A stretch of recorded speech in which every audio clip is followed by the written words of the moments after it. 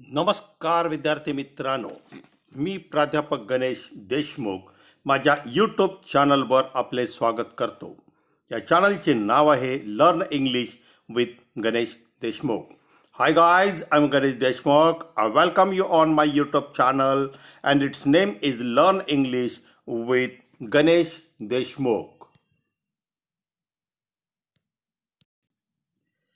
यामध्ये आज आपण आपल्या पाठ्यपुस्तकातील पान क्रमांक 173वर दिलेल्या सेक्शन 4 जो जिनर ड्रामा यासाठी आहे त्यातील पहिला चॅप्टर ज्याचं नाव आहे हिस्ट्री ऑफ नॉव्हेल याविषयीची माहिती आपण या ठिकाणी पाहणार आहोत.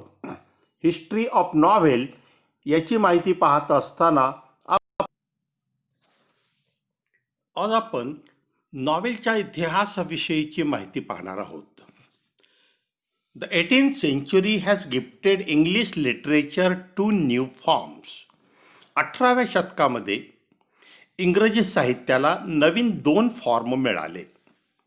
One was the periodical essay and the other was novel. त्यातला पहिला होता पिरियडिकल एसे आणि दुसरा जो होता तो नॉव्हेल. या नॉव्हेलची माहिती आपण या ठिकाणी पाहत आहोत. मग नॉव्हेल म्हणजे काय आणि पिरियडिकल एसे म्हणजे काय याची माहिती थोडक्यात आपण पाहतोय. पिरियडिकल एसे म्हणजे नियतकालिक आणि नॉव्हेल म्हणजे कादंबरी. आता ह्या कादंबरीला इंग्रजीमध्ये काय म्हणतात किंवा त्याचं वर्णन कसं केलेलं आहे याची माहिती आपण पाहूयात. त्याचे डेफिनेशन काय केलेले तेही पाहतोय. अ novel is a relatively long narrative fiction. Novel म्हणजे काय? रिलेटिव्हली लॉंग म्हणजे दीर्घ, नॅरेटिव्ह म्हणजे जे काही नॅरेशन केलेलं आहे, फिक्शन म्हणजे कल्पनेनं लिहिलेलं लेखन म्हणजे काल्पनिक लेखन, परंतु ते लॉंग असतं. It describes human experience in a prose form. माणसाचे अनुभव हे गद्य स्वरूपामध्ये मांडण्याचं काम नॉव्हेलमध्ये केलेलं असतं. Novel narrates a story and creates a picture of the society at that time. नॉवेलचं आणखीन एक वैशिष्ट्य या ठिकाणी सांगितलेलं आहे ते म्हणजे नॉवेलमध्ये जे चित्रण केलेलं असतं, जे चित्र रेखाटलेलं असतं ते त्या वेळच्या समाजाचं चित्रण असतं. It makes life easier to understand than in drama and poetry. ड्रामापेक्षा नॉवेलचं एक महत्त्वाचं वैशिष्ट्य या ठिकाणी सांगितलेलं आहे की यामध्ये एखादा विषय मांडत असताना तो मांडलेला विषय मांडणं हे अतिशय सोपं जातं ड्रामा किंवा पोएट्रीपेक्षा. असं एक वैशिष्ट्य या ठिकाणी आपल्याला नॉव्हेलचं देता येईल. याच नॉव्हेलबद्दलची थोडीशी आणखीन माहिती पाहूया की या ठिकाणी या नॉव्हेलची पहिली नॉव्हेल कुठली होती, तिचं नाव काय आणि त्याच्याबद्दलचे इतर लेखक जो भारतीय आहेत परंतु त्यांनी इंग्रजीमधून लेखन केलं अशांची माहिती आपण आता या ठिकाणी पाहणार आहोत. मुरासाकी शिकबू नावाचे एक लेखक आहेत. त्यांनी लिहिलेली एक कादंबरी आहे, तिचं नाव आहे tale of Genji. Has been described as the world's first novel. मग जगातली पहिली नॉव्हेल कोणाच्या नावाने जर असेल तर त्याचं नाव आहे मुरासाकी शिकबू आणि त्या नॉव्हेलचं नाव आहे tale of Genji. Rajmohan's wife by Bankimchandra Chattopadhyay. आणखीन एक नॉव्हेल आहे, त्या नॉव्हेलचं नाव आहे राजमोहन्स वाईफ. कोणी लिहिली? बंकिमचंद्र चट्टोपाध्याय यांनी लिहिलेली आहे. मग याचं काय वैशिष्ट्य आहे? It was the first novel in English written by an Indian. म्हणजे इंग्रजी साहित्यामध्ये लिहिलेली पहिली कादंबरी, एका भारतीय लेखकाने इंग्रजी साहित्यामध्ये लिहिलेली पहिली कादंबरी. त्या कादंबरीचं नाव आहे राजमोहन्स वाईफ आणि त्या लेखकाचं नाव आहे बंकिमचंद्र चट्टोपाध्याय. मग या कादंबरीमध्ये किंवा इंग्रजीचा हा जो काही इंग्रजी कादंबरी आहे त्या इंग्रजी कादंबरीमध्ये कोणकोणत्या लेखकांनी आपलं योगदान दिलेलं आहे त्या लेखकांची नावं आपण थोडक्यात या ठिकाणी पाहणार आहोत. Novelist like Charles Dickens, Walter Scott, Hawthorne, Walpole, Thomas Hardy, H G. Wells, E M. Forster, George Orwell, D H. Lawrence या सर्वांनी मिळून elevated the tradition to prosperity. नॉव्हेलला एका विशिष्ट उंचीपर्यंत नेऊन ठेवण्याचं काम या सर्व इंग्रजी साहित्यामध्ये असणाऱ्या सर्व कादंबरीकारांनी केलेलं आहे. यानंतर आपण याच ठिकाणी असणाऱ्या इतर काही गोष्टींचाही आपण या ठिकाणी उल्लेख करणार आहोत. पण त्या अगोदर आपल्या पुस्तकामध्ये दिलेली जी ब्रेनस्टॉर्मिंग आहे त्या ब्रेनस्टॉर्मिंगवर थोडंसं आपण पाहूयात, किंवा आता आपण जे काही पाहिलेलं आहे त्याच्यावर ब्रेनस्टॉर्मिंग आपण घेतोय. ब्रेनस्टॉर्मिंगमधला पहिला प्रश्न आपल्याला विचारलेला आहे, मॅच द कॉलम्स.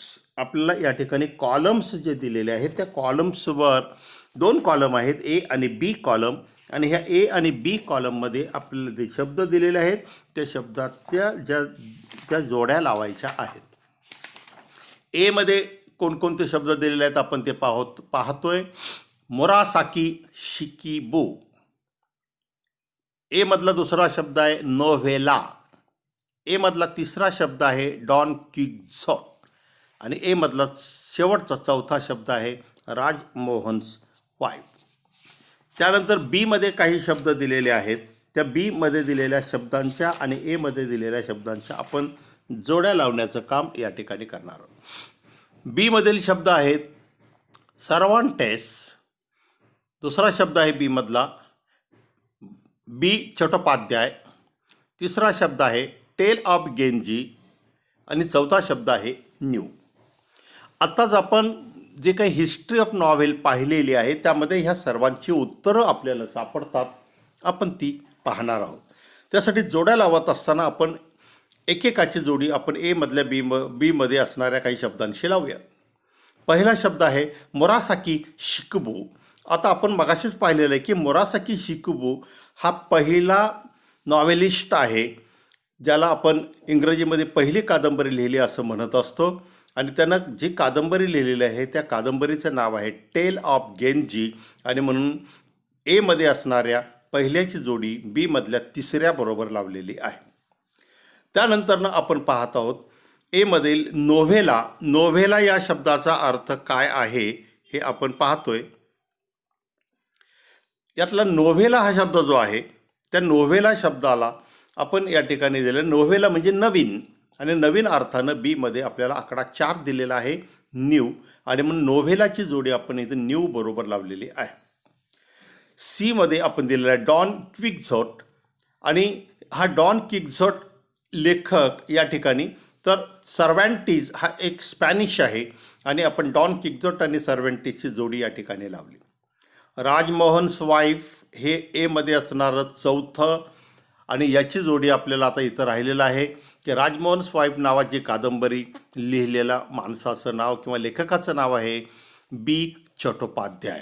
अशा प्रकारे आता आपण जे काही पाहिलेलं होतं त्यातली थोडीशी माहिती आपण ब्रेनस्टॉर्मिंगच्या स्वरूपामध्ये आपण पाहिलेली आहे. आता नॉव्हेलमध्ये वेगवेगळ्या प्रकारचे नॉव्हेलिस्ट आहेत, आणि आता आपण त्यावर आधारित असणारे एक प्रश्न या ठिकाणी पाहणार आहोत. त्यातला ब्रेनस्टॉर्मिंगमधला आकडा 2, pick out the odd element from the group. खाली काही ग्रुप दिलेले आहेत 1, 2, 3. त्या 3 मध्ये आपल्याला काही वेगवेगळी नावं दिलेली आहेत. त्यात एक नाव ऑड आहे ते आपल्याला बाहेर काढायचं आहे. आकडा 1 अरुण जोशी, विक्रम सेठ, ग्राम ग्रीन, किरण नगरकर. ही 4 नावं आपल्याला या ठिकाणी दिसतात. यातलं एक नाव ऑड आहे. ऑड असलेलं नाव आहे या ठिकाणी ग्रॅम ग्रीन. हे ऑड असलेलं नाव आपल्याला या ठिकाणी बाहेर काढलं. ऑड का आहे? कारण अरुण जोशी, विक्रम सेठ, किरण नगरकर हे सर्व इंडियन रायटर आहेत, आणि ग्रॅम ग्रीन हा इंडियन नाही, आणि म्हणून त्याला आपण ऑड मॅनमध्ये बाहेर काढलं. आकडा 2 place, period, theme, climate, lifestyle. 4 शब्द आपल्याला या ठिकाणी दिलेले आहेत. आता यामध्ये आपण एक ऑड आपल्याला बाहेर काढायचा, एक ऑड एलिमेंट बाहेर काढतोय. यातलं ऑड एलिमेंट आहे थीम. कारण थीम हे काय आहे तर थीम हे जे काही वेगवेगळे एलिमेंट्स आहेत नॉव्हेलचे त्यातला एक भाग आहे, आणि म्हणून तो या ठिकाणी आलेला आहे. तो ऑड वाटतो आणि म्हणून त्याला आपण बाहेर काढला. तिसरा आकडा आपण या ठिकाणी पाहतोय त्यामध्ये कोणता आपल्याला ऑड एलिमेंट मिळतोय पाहूयात. Theme, plot, character, novella. आता यामध्ये आपण ऑड एलिमेंट बाहेर काढतोय नोव्हेला. आपण ऑड एलिमेंट नोव्हेलाला का बाहेर काढलं? कारण थीम, प्लॉट, कॅरेक्टर हे नॉव्हेलचे एलिमेंट्स आहेत आणि नोव्हेला हा शब्द आहे, हे नॉव्हेला एक वेगळं नाव आहे. नोव्हेला म्हणजे न्यू, आपण मगाशी पाहिलेलं आहे. त्यामुळं आपण ऑड मॅन आउटमध्ये त्याला आपण बाहेर काढलेलं आहे. आता आपण आकडा 3 जातोय. Complete the following statements. आता कंप्लीट द फॉलोइंग स्टेटमेंट्समध्ये आपल्याला एकूण 4 आकडे दिलेले आहेत. त्याची माहिती आणि त्याची उत्तरं आपण या ठिकाणी पाहतोय. आकडा 1, the 2 types of conflicts that the plot may have our. प्रश्न विचारलेला आहे, आपल्याला ते पूर्ण करायचं आहे. अर्धवट दिलेला 2 टाइप्स ऑफ कॉन्फ्लिक्ट्स म्हणजे 2 प्रकारचे कॉन्फ्लिक्ट्स आपल्याला पाहायचे आहेत. That the plot may have our. प्रत्येक प्लॉटमध्ये 2 प्रकारचे कॉन्फ्लिक्ट असतात. ते कोणते कॉन्फ्लिक्ट कोणते आहेत? तर आपण त्याचं उत्तर दिलेलं आहे. Internal conflict and external conflict. 2 प्रकारचे कॉन्फ्लिक्ट या ठिकाणी आपण सांगितलेले आहेत. प्रत्येक प्लॉटमध्ये अशा प्रकारचे 2 कॉन्फ्लिक्ट असतात. आकडा 2, the word picaresque is originated from. मराठीतून अर्थ आहे, पिकारेस या शब्दाचं मूळ उगमस्थान कुठून आलेलं आहे? उत्तर पाहतोय. Picaresque is the Spanish word. हा एक स्पॅनिश वर्ड आहे, स्पेन भाषेमधला आहे, स्पॅनिश भाषेमधला आहे. आणि स्पॅनिश भाषेतला मूळ शब्द पिकारो असा आहे. आणि पिकारो शब्दापासून पिकारेस्क हा शब्द तयार झालेला आहे. मूळ शब्द तो स्पॅनिश. त्याचा अर्थ काय? Which means rogue scoundrel. याचा अर्थ मराठीमध्ये भामट्या किंवा भटक्या या अर्थाने केला जातो. त्यानंतर आपण आता आकडा 3 या ठिकाणी पाहणार आहोत. आणि आकडा 3, the epistolary novel presents the narrative through. The epistolary novel presents the narrative through. आता या ठिकाणी एपिस्टोलरी नॉवेल म्हणजे काय याची माहिती आपण पाहतोय. आणि त्याचप्रमाणे ते कशा प्रकारे प्रेझेंट केली जाते हेही आपण या ठिकाणी पाहणार आहोत. मग एपिस्टोलरी नॉवेल म्हणजे काय? A series of correspondence or documents. A series of correspondence. Series म्हणजे मालिका, कॉरस्पॉन्डन्स म्हणजे पत्रव्यवहार, और अदर डॉक्युमेंट्स किंवा इतर काही कागदपत्रांचा जो पत्रव्यवहार केलेला जातो किंवा काही लेखन असतं त्याला आपण एपिस्टोलरी नॉवेल असं म्हणतो. आता एपिस्टोलरीमध्ये करस्पॉन्डन्समध्ये काय काय येतं? लेटर्स और डायरीज. आकडा 4, in the 18th century, middle class could get the time for reading and discussing the novels because. एक चौथा आकडा असा टाकलेला आहे आपल्याला की 18व्या शतकामध्ये मिडल क्लास म्हणजे मध्यमवर्गीय लोक, इंग्लंडमध्ये राहणारे जे मध्यमवर्गीय लोक होते, could get the time for reading. अशा लोकांना वाचनासाठी थोडासा जास्त वेळ मिळायला लागलेला होता. आणि ते लोक नॉवेल जो 18व्या शतकामध्ये नवीन फॉर्म इंग्लंडमध्ये आलेला होता त्याच्याविषयी चर्चा करायला सुरुवात त्यांनी केलेली होती. काय कारण होतं त्याचं? आपण त्याचं कारण पाहतोय. आपल्याला कारण विचारलेलं, आपण कारण सांगतोय. The spread of machines could provide a time to the educated middle class for reading and discussion about the books.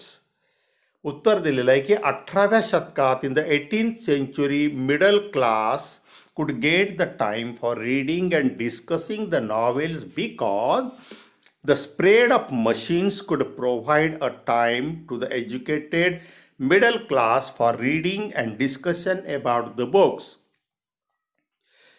अर्थ असा आहे, 18व्या शतकामध्ये ज्या वेळेला औद्योगिक क्रांती इंग्लंडमध्ये झाली त्यामुळं मशिनरी मोठ्या प्रमाणात आल्या आणि मशिनरी आलेल्या असल्यामुळं माणसांना कामातून थोडासा वेळ मिळायला लागला आणि जो मोकळा वेळ त्यांना मिळत होता त्या मोकळ्या वेळामध्ये ही माणसं पुस्तकं वाचण्याकडे वळली आणि त्याच वेळेला 18व्या शतकात नवीन फॉर्म आलेला होता नॉव्हेल. त्या नॉव्हेलबद्दल ही माणसं चर्चा करायला लागली असा त्याचा अर्थ आहे. आता आपण काही शॉर्ट नोट्स या ठिकाणी पाहणार आहोत. नॉव्हेलचे कोणकोणते प्रकार आहेत किंवा नॉव्हेल्समध्ये असणारे जे काही एलिमेंट्स आहेत त्याच्याबद्दलची माहिती आपण या शॉर्ट नोटच्याद्वारे पाहणार आहोत. परीक्षेमध्ये आपल्याला अशा प्रकारच्या शॉर्ट नोट्स विचारल्या जातील. थोडक्यात माहिती आपण इथं पाहतोय. आकडा 1, स्टाईल ऑफ द नॉव्हेल. आता स्टाईल ऑफ द नॉव्हेल म्हणजे काय त्याची माहिती आपल्याला किंवा त्यावर एक नोट आपल्याला शॉर्टमध्ये लिहायची. The language and the technique used by the author for the narration is known as style. Style म्हणजे काय? The language and the technique used by the author. कादंबरीकारानं त्या कादंबरीमध्ये वापरलेली भाषा आणि तंत्र याला स्टाईल असं म्हणतात. आकडा 2, stream of conciseness novel. Stream of conciseness is a phrase. It means the flow of thoughts. Stream of conciseness हे एक नाव आहे, म्हणजे याचा अर्थ आहे फ्लो ऑफ थॉट्स, विचारांचा प्रवाह. It is coined by William James in his treatise Principles of Psychology. He phrase पहिल्यांदा विल्यम जेम्सनी त्याच्या ट्रेटीज प्रिन्सिपल ऑफ सायकॉलॉजी नावाचा ट्रेटीज होता त्यामध्ये त्यांनी पहिल्यांदा वापरली. Incidence in the story are in the sequence. या ठिकाणी असणाऱ्या या नॉवेलचं वैशिष्ट्य म्हणजे यातल्या ज्या काही घटना असतात हा एकेका क्रमाने आलेल्या असतात. आकडा 2, स्ट्रीम ऑफ कन्सायसनेस पाहिल्यानंतर आकडा 3 आपण पाहतो नोव्हेला. नॉव्हेल म्हणजे काय आणि नोव्हेला म्हणजे काय याची थोडक्यात माहिती आपण आता या ठिकाणी पाहणार आहोत. Novella is a type of prose fiction. Novella हा साहित्याचा कोणता प्रकार आहे तर नोव्हेला हा साहित्यातला प्रोज फिक्शनचा प्रकार आहे. प्रोज म्हणजे गद्य, फिक्शन म्हणजे काल्पनिक केलेलं लेखन. It is a well structured short narrative. नोव्हेलाचं दुसरं वैशिष्ट्य सांगितलेलं आहे वेल स्ट्रक्चर्ड शॉर्ट नॅरेटिव्ह.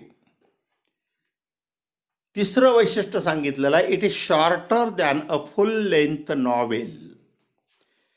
या नॉव्हेलाचं वैशिष्ट्य काय? It is shorter. शॉर्टर म्हणजे लहान असते दॅन फुल लेंथ नॉव्हेल. एका मोठ्या कादंबरीपेक्षा ती लहान असते. And longer than short stories किंवा ज्या शॉर्ट स्टोरीज लिहिल्या जातात त्यापेक्षा थोडीशी जास्त असते. थोडक्यात काय? कादंबरीपेक्षा थोडंसं कमी आणि शॉर्ट स्टोरीपेक्षा थोडंसं जास्त केलं गेलेलं पुस्तकरूपी लेखन याला आपण नोव्हेला असं म्हणतो. कोणता विषय यातमध्ये मांडलेला असतो? It's tone is often सटायरिक or realistic. यामध्ये मांडलेला टोन किंवा यामध्ये कादंबरीकाराचा टोन कसा असतो? ऑफन म्हणजे नेहमी सटायरिक असतो आणि रियालिस्टिक वास्तवतेला धरून असतो. पुढची शॉर्ट नोट आहे इंडियन ट्रॅडिशन ऑफ नॉव्हेल्स.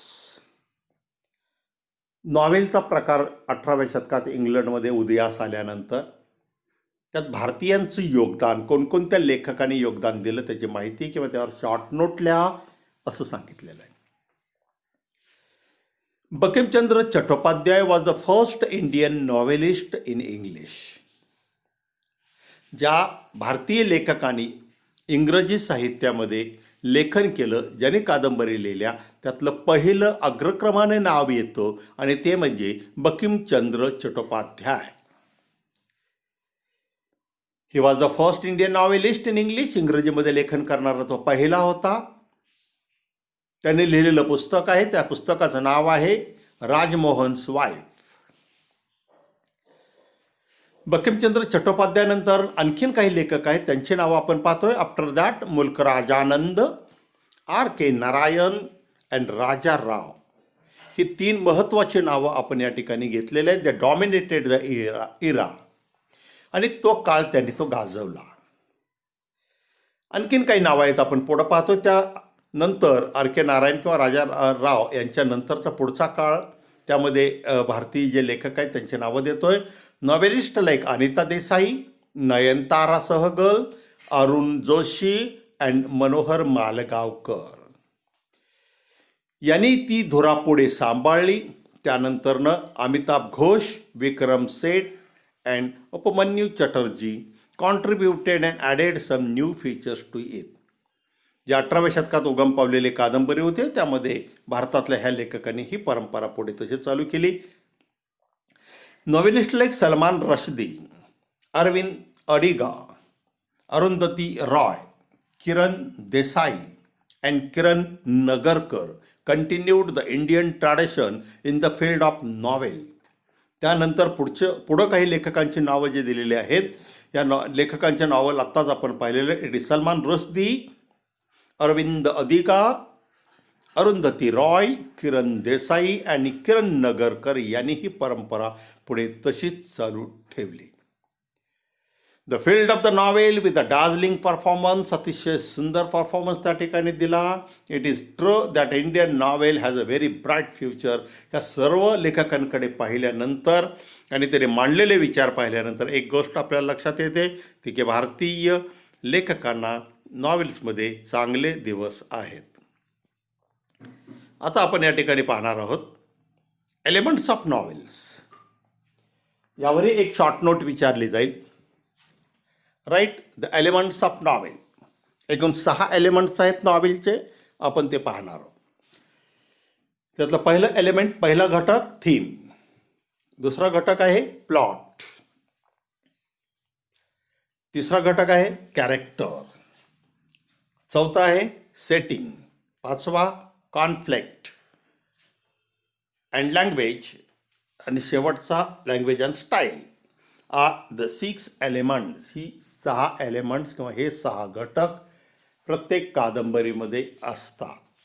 म्हणजे एलिमेंट्स ऑफ नॉवेल म्हटल्यानंतर हे 6 जणांची नावं आपल्याला लिहावी लागतील. आता हा नॉवेलचा फॉर्म नव्याने आल्यानंतर यामध्ये कोणकोणत्या प्रकारच्या नॉवेल्स आहेत त्याचीही माहिती पाहणं गरजेचं आहे. आणि आपण एक एक करून आता वेगवेगळ्या प्रकारच्या नॉवेल्स पाहणार आहोत. त्यातला पहिला प्रकार या ठिकाणी आलेला आहे रिअलिस्टिक नॉवेल. म्हणजे काय? It is a fiction. हा एक कल्पनारम्य असं हे लेखन आहे. It gives the effect of realism. या प्रकारच्या रिअलिस्टिक नॉवेल्समध्ये एक प्रकारचा इफेक्ट, रिअलिझम म्हणजे वास्तवतेचा इफेक्ट देण्याचं काम या ठिकाणी केलेलं असतं. दुसरा प्रकार आहे पिकारेस्क नॉवेल. याची माहिती आपण पाहतोय. कोणाला पिकारेस्क नॉवेल म्हणतात? It narrates the adventures of the protagonist in an episodic form. या नॉवेलच्या प्रकारामध्ये ॲडव्हेंचर दाखवलं जातं किंवा आपल्या पुढं मांडलं जातं. ते ॲडव्हेंचर कोण करत असतो? तर प्रोटॅगोनिस्ट म्हणजे त्या कादंबरीचा नायक जो आहे तो ॲडव्हेंचरमध्ये असतो आणि ते जिथं जिथं जात असेल तिथलं सगळं लेखन त्या ठिकाणी केलं जातं, त्याविषयीची माहिती दिली जाते. ही सगळी एपिसोडिक फॉर्ममध्ये असते, मालिकेच्या स्वरूपामध्ये असते.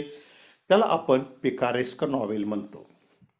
म्हणजे पिकारेस्क नॉवेल म्हणजे ज्या कादंबरीचा नायक हा ॲडव्हेंचर करत असतो, भटकत असतो, एका थांबत नाही, त्याला आपण पिकारेस्क नॉवेल म्हणतो. तिसरा प्रकार आहे historical novel. A historical novel is based on the historical elements. Historical नॉवेलच्या प्रकारामध्ये आपण पाहत आहोत की हिस्टॉरिकल नॉवेल कोणाला म्हणायचं? की ज्या कादंबरीमध्ये ऐतिहासिक घटक आहेत किंवा ऐतिहासिक मुद्द्यांवर जी कादंबरी लिहिलेली आहे त्याला आपण हिस्टॉरिकल नॉवेल असं म्हणतो. आकडा 4 एपिस्टोलरी नॉवेल. आता एपिस्टोलरी नॉवेल म्हणजे काय? The novel is presented in the form of a series of letters or diary entries. He novel कोणावर आधारित असते? सेरीज ऑफ लेटर, जी पत्र लिहिलेली असतात. आज एक पत्र लिहिलं, उद्या एक लिहिलं, परवा एक लिहिलं, असे 100 पत्र एकत्रित करून त्याचं पुस्तक रूपाने मांडणी केली जाते. अशा प्रकारचे जे नॉवेल असते त्याला आपण एपिस्टोलरी नॉवेल म्हणतो. किंवा काही जणांना डायरी लिहिण्याची सवय असते. त्या डायरीमध्ये आज एक पान लिहिलं, उद्या एक लिहिलं, परवा एक लिहिलं, तर ती डायरी म्हणजे त्या त्या व्यक्तीच्या आयुष्यामध्ये त्या त्या दिवशी घडलेल्या घडामोडी असतात.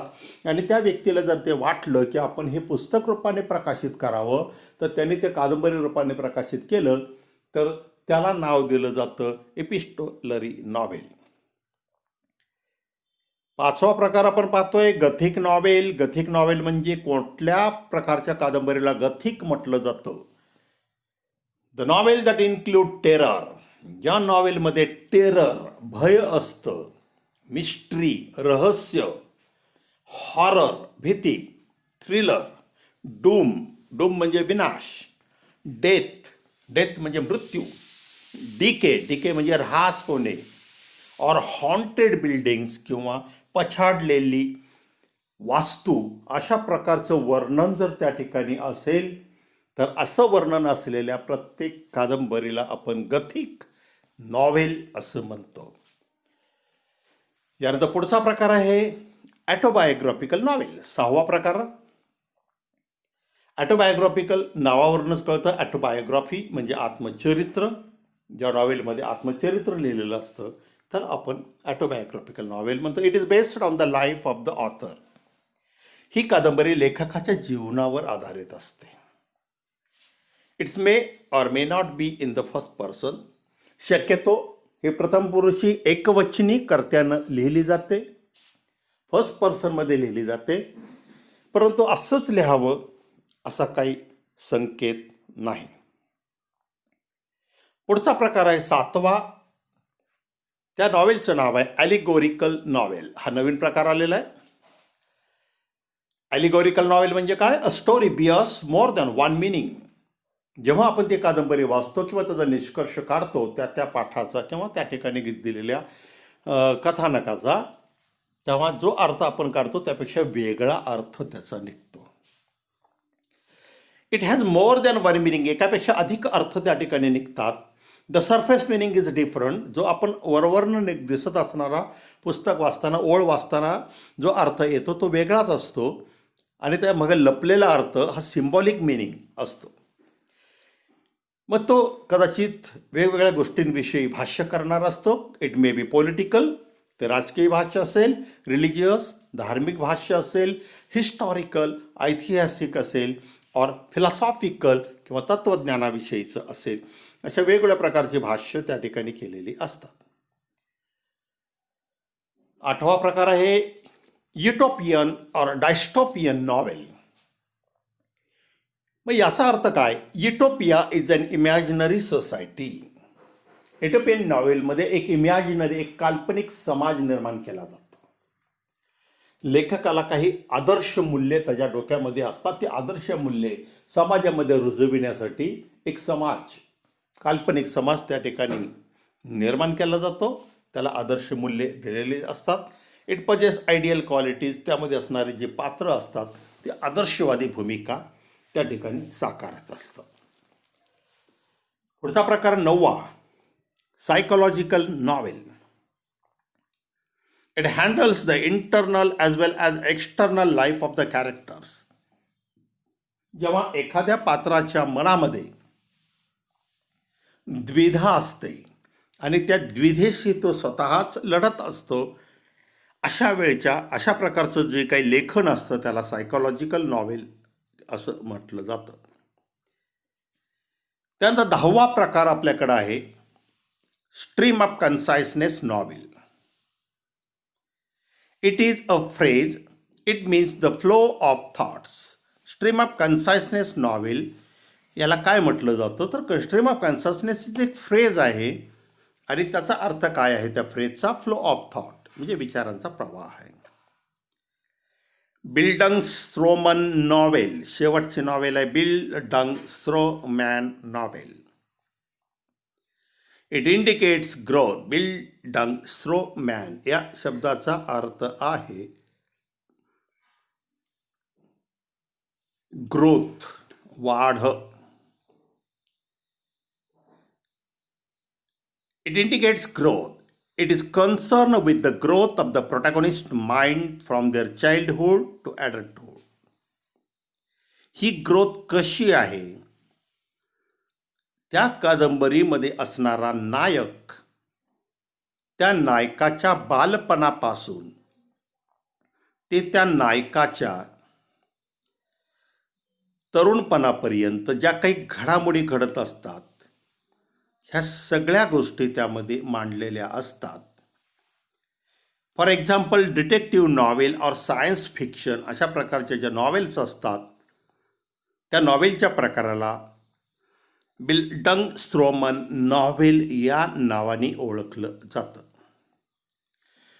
मित्रांनो, हिस्ट्री ऑफ नॉवेल नावाचा जो काही चॅप्टर आपल्या पुस्तकामध्ये 12वीच्या पुस्तकात समाविष्ट केलेला आहे, त्यातल्या नॉव्हेलच्या प्रकाराविषयीची चर्चा आपण आजच्या या व्हिडिओमध्ये पाहिलेली आहे. आपल्याला हा व्हिडिओ नक्कीच आवडेल. जर काही शंका आपल्या मनामध्ये या व्हिडिओमध्ये केलेल्या भाष्याबद्दल असतील तर तुम्ही कमेंट बॉक्समध्ये नक्की कळवा. त्याचा विचार या ठिकाणी केला जाईल. आपण हा व्हिडिओचा आस्वाद घ्यावा आणि परीक्षेला आणि ह्याच्यात जे काही आपल्याला समजून घेण्यासाठी लागणाऱ्या सगळ्या गोष्टी समजून घ्या. तुम्ही हा व्हिडिओ शांतपणाने ऐकून घेतल्याबद्दल धन्यवाद.